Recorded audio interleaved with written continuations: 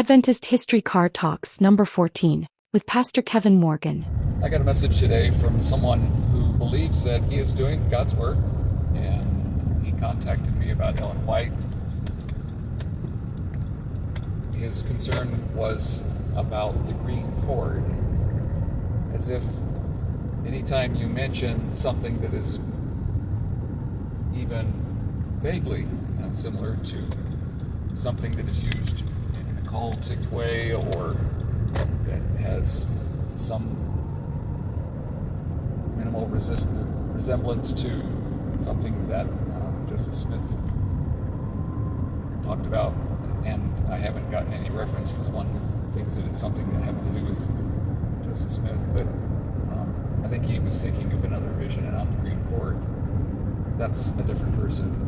But this one fellow, I believe him to be sincerely thinking he's doing God's work, and he reads just a little tiny part about how that at the end of a dream that Ellen White had as a young person, probably 15 years of age, that she was handed a green cord and told that she must bring it out periodically and stretch it out, or it could get tangled. And anytime that she wanted to be with Jesus. Now, I responded to the fellow, and he hasn't responded yet. But I said, would you mind doing a video that has the entire dream in it? It's one of two dreams, and that dream was one that she had as she was trying to draw closer to God, but also feeling that her life was not in harmony with God and she wasn't ready for Christ's return. And the first dream brought that out for her, that she didn't feel ready. But in the second dream, there was a reassurance that she was accepted of Jesus and that Jesus loved her. The dream starts out that she follows this young man up a flight of stairs, very steep, and leads her into a room that, as she looks in, she sees an individual very kind, and she knew him in a second that it was Jesus.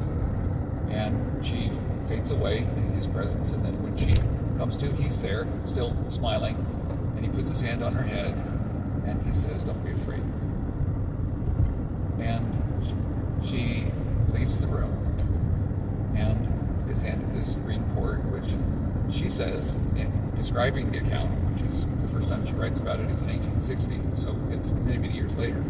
But she said, "I saw that green cord as symbolizing faith to help me to understand how simple a matter it is to trust in God."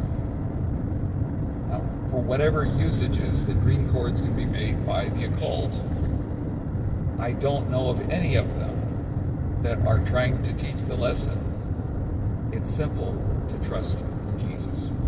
Just extend your faith, and you're there.